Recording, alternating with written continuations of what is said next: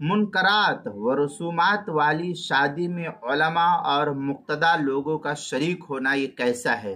چنانچہ آج کل جو رسومات والی شادیاں اور تقریبات ہوتی ہے، ایسے رسومات والی شادی اور تقریبات میں شرکت کرنا علماء اور مقتدی کا یہ جائز نہیں ہے۔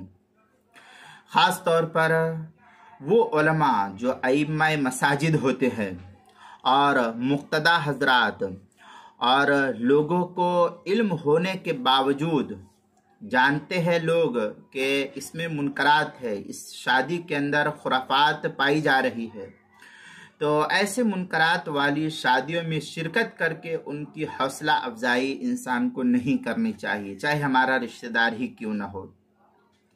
اور حکمت عملی کے ساتھ منکرات میں متعدد حضرات کی اصلاح کی کوشش کرنی چاہیے۔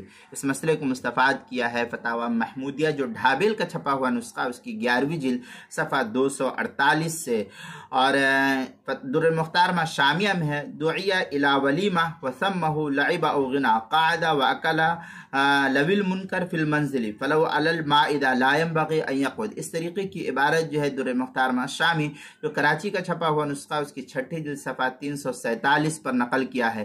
بدائع الصنائع میں ہے، وقال لا بأس بأن يقعد ويأكل قال ابو حنیفہ ابتلیت بهذا مرة لما ذکرنا ان اجابت الدعوى امر مندوب الیہ۔ اس طریقے کی عبارت جو ہے بدائع الصنائع جو زکریا بک ڈپو دیوبند کا ہندی نسخہ ہے، اس کی 4 جلد صفحہ 308، کتاب المسائل اس کی 4 جلد صفحہ 307 اور 308 پر بھی اس کو نقل کیا گیا ہے۔